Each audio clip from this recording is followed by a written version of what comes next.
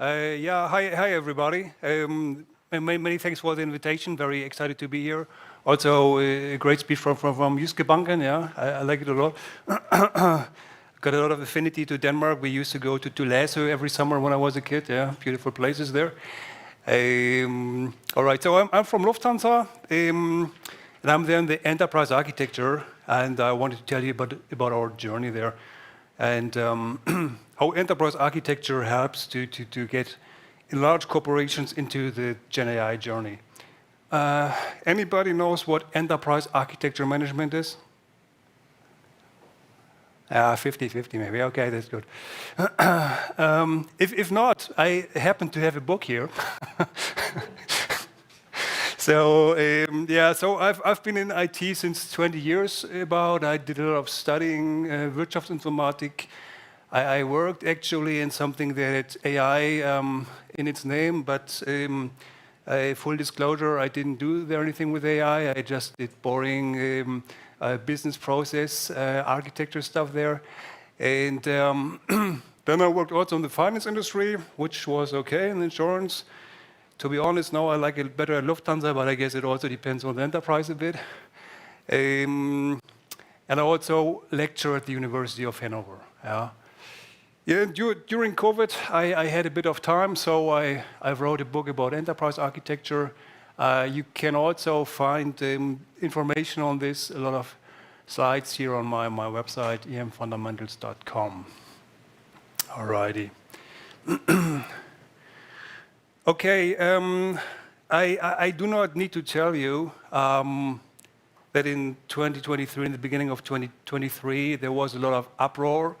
I was a new kid in town. Everybody was horribly excited, and everybody wanted to do something with GenAI, right? And so there are some quotes that half a year ago have been very impressive. Some of them still are. So a lot of marketing stuff will be digitalized by GenAI. Actually, this GenAI stuff is pretty expensive from an environmental perspective as well, right? Costs a lot of energy. But Gardner said that there's also hope that with GenAI we can optimize stuff so it becomes more environmentally friendly. And then this thing here, in 23, a major blockbuster will be generated by AI. Again, it was like 1 year ago, was hard to believe. But then, like, I think 6 months or so, Zora came along, so not so unbelievable anymore. All right, so this is Lufthansa. So we have 110 people around about working at Lufthansa. And I'm sitting here, group-wide enterprise architecture management. So I always say, theoretically, practically, we are responsible for shaping the complete digital ecosystem of Lufthansa. And then inside of Lufthansa, we have an awful lot of enterprises. So probably most of you know our network airlines, Lufthansa, Austria, Swiss, Brussels. We also have some point-to-point, Eurowings, Discover. But we also have a cargo airline. We also have financial services. We have Lufthansa Technik in Hamburg, and so on. So there's an awful lot of large enterprises in our group. And like 1 year ago, I asked the students, so now here you got an enterprise architect. He's responsible for data and insights for the whole group. And now comes a big thing, comes GenAI. So what do you think is going to happen? Is everybody here, everybody in the group going to come to the enterprise architect and ask him, please help us, what to do? No, not exactly, of course. So spoiler, this is very much a bottom-up game for us. So all these business units, they're very gung-ho about the chances there, and they're all running. All these little speedboats are running and wanting to try something very fast. And our job is more to align these speedboats and to somehow keep them in certain lanes.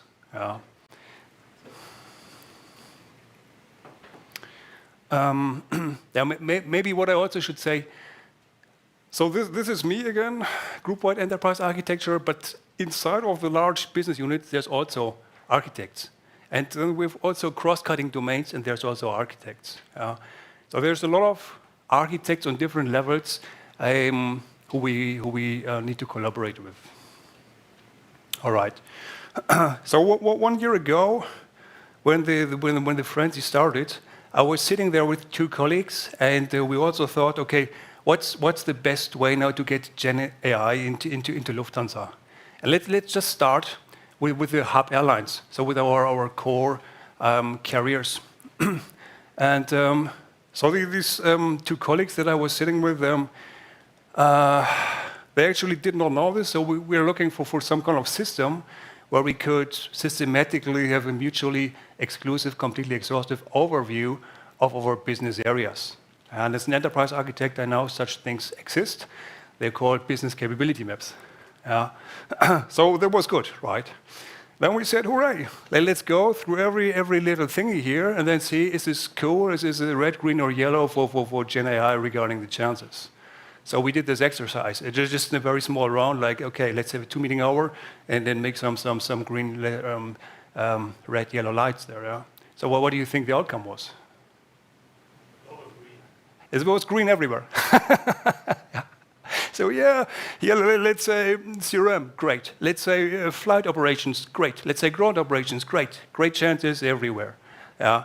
So, I mean, to be fair, this was a very fast exercise, but this top-down thing, it did not work a lot. So again, in the end, it was very much bottom-up. So I envy a bit your process there.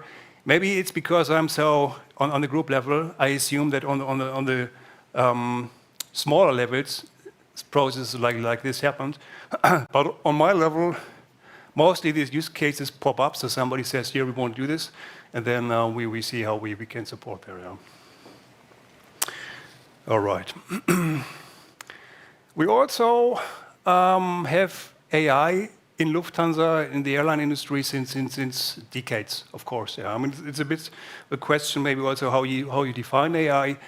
But if it comes to operations research, to network planning, to passenger prediction, so this has all been done since years, right? And this little tool here is very popular also for our business stakeholders. So this is an overview of our AI capabilities. This is not a horribly scientific exercise, so if anybody knows a better thing than this, please let me know. I'm interested. I tried to Google and Gemini and Bard it. It didn't bring a lot. So it's very easy. So we have knowledge AI stuff. We have cognitive AI stuff, sentiment analysis, recommender systems. We have conversational AI stuff. We have analytics AI, prediction, operations research. We have supporting stuff. And then applied, where we call it the combination. So like you have a chatbot or some data anonymization use case for a specific area. So that's a combination. Yeah. So this thingy exists since 3 years, so also pre-GenAI. Then GenAI popped up. Text generation, text to image, text to video, text to sound. And this is, we argue, is cross-cutting, right? So with GenAI, you can do conversational AI, and probably that's the biggest use case. But you can also do other stuff. Yeah. So probably most of you saw this thingy from Gartner. A couple of weeks ago, they have this 6 capabilities where they say what you can do with GenAI, and so you can do recommendations, but it's not the best thing. So of course the best, or where they're very strong is here in this conversational area, right? All right. So this is also like €1 at the beginning. The big consultants they said that GenAI, business-wise, will be mostly used in the customer-facing areas. Again, chatbots, CRM, marketing, but also for IT, GitHub, Copilot, and such. And I would agree to that. All right. Yeah. So, as I said, the game of portfolios was played a bit differently than it used to be. But we did play it also. For example, we had a big ChatGPT hackathon like half a year ago. And so the good people from the complete group, everybody sent some use cases. Everybody, so we had 70, 80 use cases, and then we somehow had to judge which of those are cool or not. And again, I mean, this is how does reality look like, right? So there's a bunch of blokes, three to four people. You get 70 thingies in some Excel, and then what are you going to do? So that was an interesting exercise. Before I go there, so the large business units, they have their own tenants, but on our own group-wide platform. Again, this is a very big enterprise, and with it's a federation. So Lufthansa Technik, Lufthansa Cargo, and let's say Swiss, they only have so much in common. They only do so much together. And so their federation is the name of the game. Solutions are developed mostly by teams inside the business units, but also by Lufthansa consultancy. So we're in the happy positions that we have some strong consultancies. Lufthansa Industry Solutions, 0G. The first example that we had productive was Swifty, which in our innovation center did. That was a year ago. All right, so as I said, imagine now we were sitting there with the 70 use cases. What are we going to do? The usual approach, and this also came through in your presentation, it's always the same, right? So you want to know about how much value does this thing deliver and how much does it cost. And this, how much does it cost, at least in our case, boils down very much also to risk, because hallucinations is a very big topic. Anybody heard about the Air Canada incident half a year ago? So I hate to talk badly about our competitors, but so they had this thingy there. They had a chatbot, and so some customer asked the chatbot here, blah happened, can I get my money back? And the chatbot said, yeah, not a problem, just call here and here. Of course, the customer, he took a screenshot. And then, of course, he called, and the person said, sorry, but no can do. And afterwards, as far as I gathered from the internet, the enterprise then said, dear customer, why do you trust our systems? You shouldn't have trusted the chatbot there.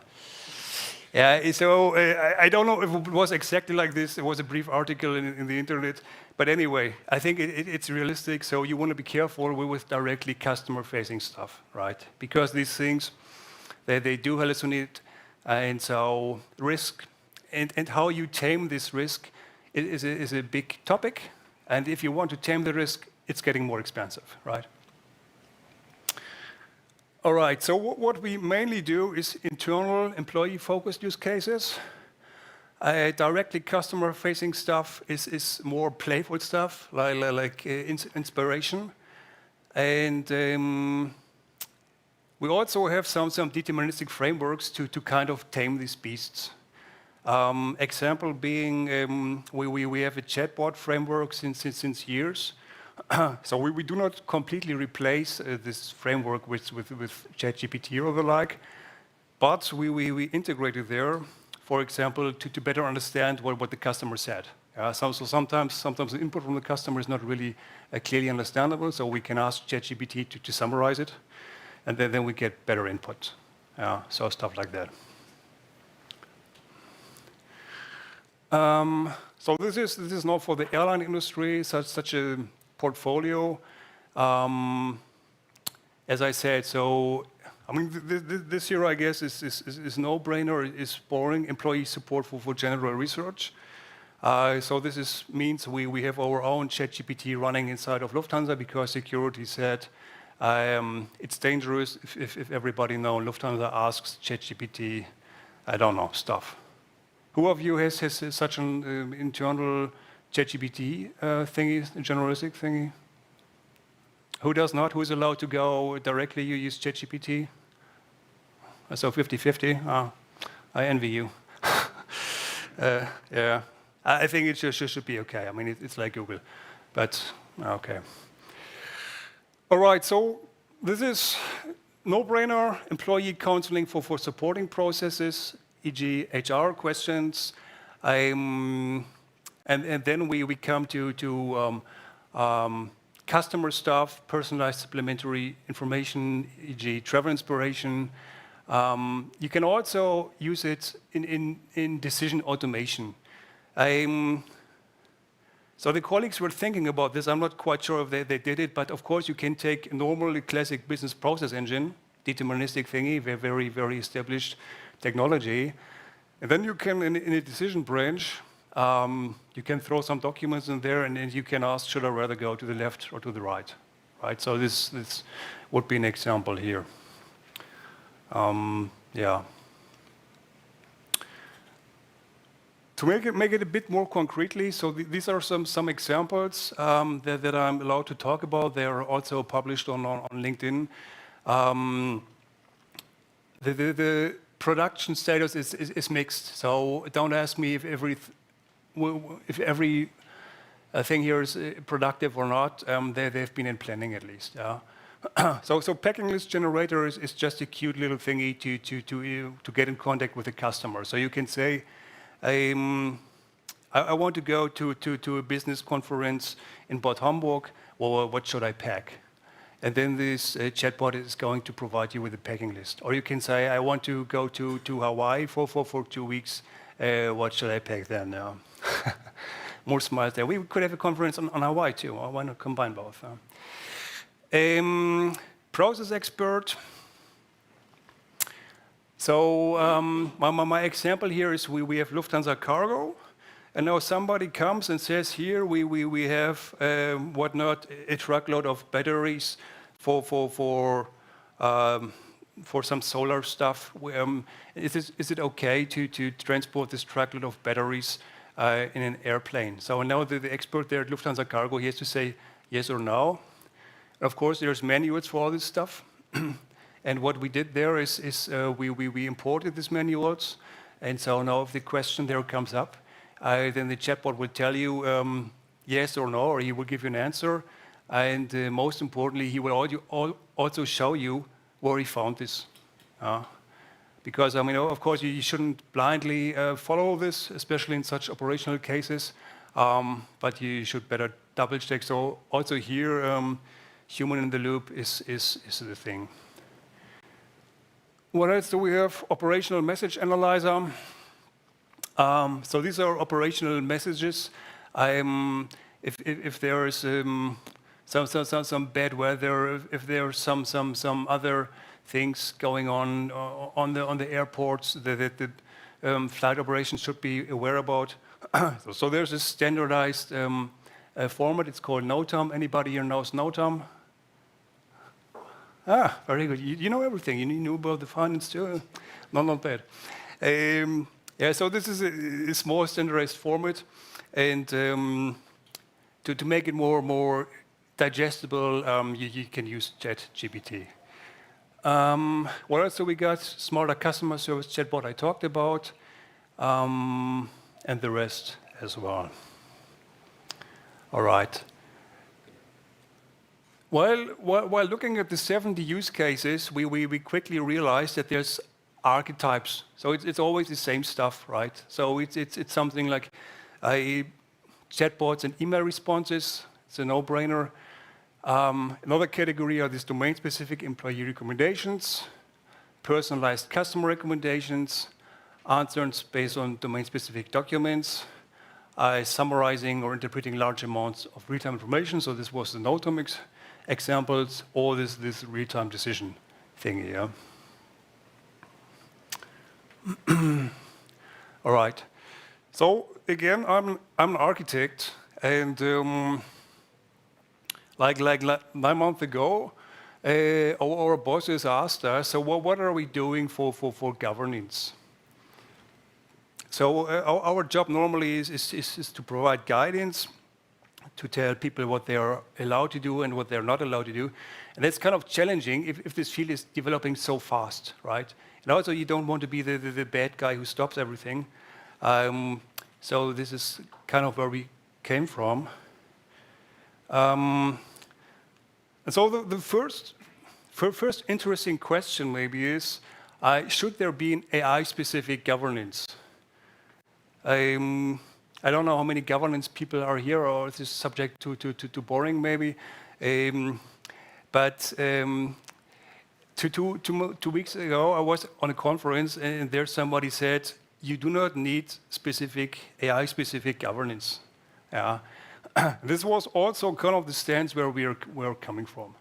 So like 1 year ago, all the people were coming to us, and again, a lot of people directly from the business. Yeah.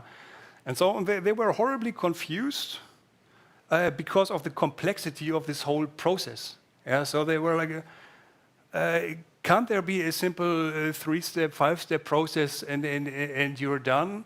And in our reality, you have different experts. Yeah? You have experts for risk management, for security, data protection, enterprise architecture, procurement, and so on. And also, in a large federated enterprise, you have distributed responsibilities. Yeah? So the CISOs, the security officers, you have one group-wide, but the one who's responsible is the one on the individual business units.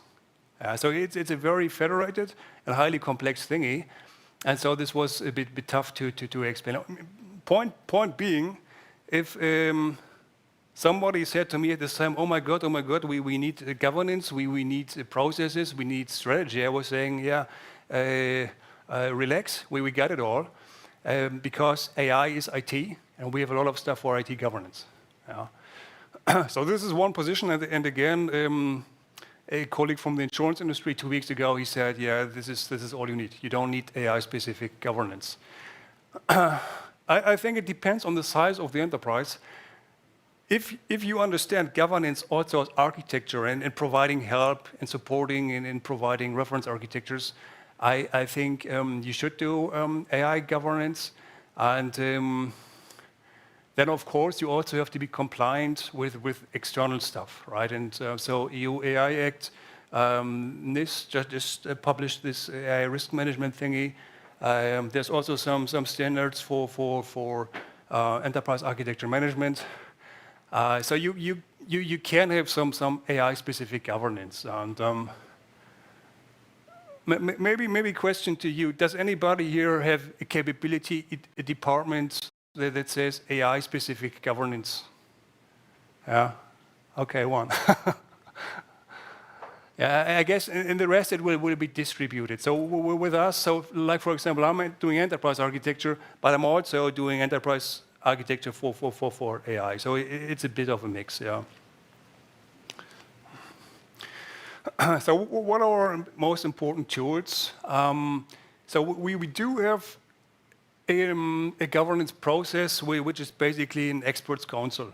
So people can come to us, somebody says in the group here, I got a case, and then we say, come here, we're a small group of friendly people, group of experts, let's talk about this, and then we give you some advice.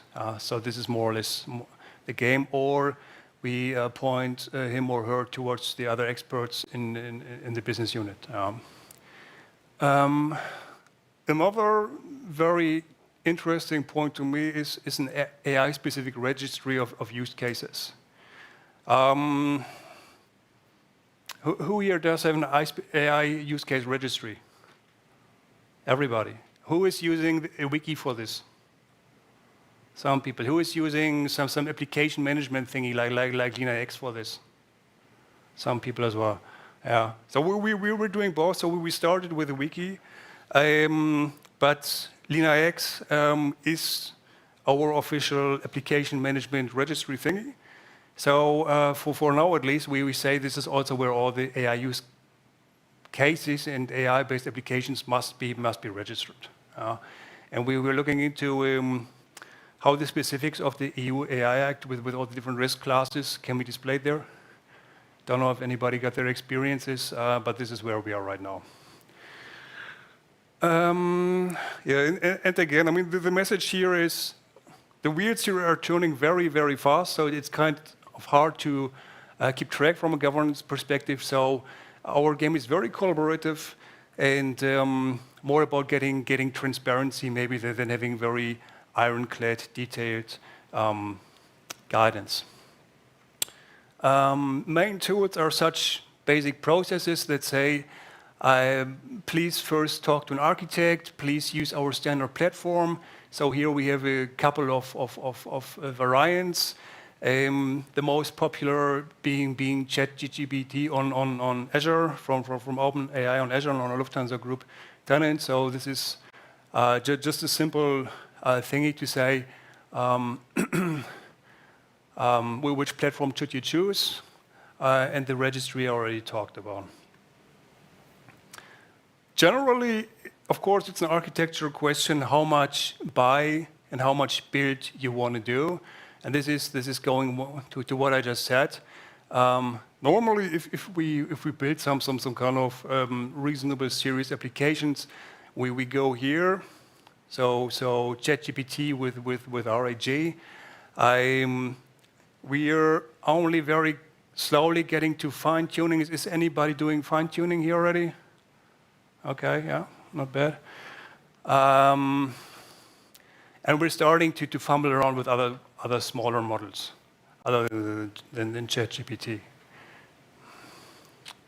All right, as I said, collaboration is a very big part. So we started with having a group-wide chat every week. Now it's every 2 weeks, and then sometime on premise too, to just learn from each other and exchange stuff. And so some months ago, we realized that our central AI architects did not scale enough. So again, the complete Lufthansa group is coming to the central positions and asking here, I want to build this cool GenAI thingy. How does it work? And this is where we said we also need to enable our generic Wald und Wiesen domain and solution architects to become prolific in GenAI stuff. And so we offered trainings. We offered trainings for these general architects that they know some of this stuff. What is an RAG, vector database? Which solutions do we have? What building material is there? What are some standard process elements like solution sketches, and so on. All right, summing it up, how does a typical GenAI strategy in a large federated group look like? I mean, first of all, if I don't know about your experiences, but if you say in such a large enterprises, here I'm the one who's developing the group-wide AI strategy, a lot of people will try to shoot you down. Because they say, no, I'm the most important guy, I do this, yeah? And this is not some official AI strategy, this is more how it is in reality, an assembly of principles, how it's working, ambitious and business-driven, so bottom-up. Federated development in each business unit, but technical harmonization across the group, a group-wide collaboration, knowledge sharing. Of course, that being said, it does make sense to have some lighthouses, yeah? To have some platforms. So 1 or 2 very big beasts with a couple of experts sitting around there who can have this lighthouse function now. Technical excellence in applied AI. So we are an airline. We are now Microsoft. We are now Google. So we are modest there or realistic, and so we have a low production depth. Based on various vendors. And of course, transparent, responsible, secure, and compliant is always important, maybe especially if you're an airline. So coming back to the topic of enterprise architecture management, this is a reference a model in a recent book, 22, which kind of illustrates the playing fields where enterprise architecture in the GenAI area gets mostly active. Yeah? So envision enterprise-wide architecture and specify enterprise-wide architecture. This is what we're doing on a very high level. Mostly, we're supporting on the solution level. Yeah? So we're pointing the guys to the right direction and having some recommendations there. And also, the indirect stuff is very important. So having an IT asset inventory, communication and training, coaching, boards and panel management, collaboration, content management. These are important playing fields, capabilities, where we from enterprise architecture engage in. All right, so summary. I'm a bit biased there, but I would declare that enterprise architecture was an important endeavor. So we did bring the people together and coordinated it. Focuses on collaboration, aligning the various speedboats. Core methods are transparency, blueprints, trainings, best practice, knowledge management, hackathons, some basic guidelines and regulations, some GenAI boards, maybe informal, and lighthouse platforms. Until now, it's mostly internal, low-hanging fruit stuff. We're getting to the other stuff, and also to open source models and fine-tuning, and let's see what the future brings. That was it. Thank you for your attention.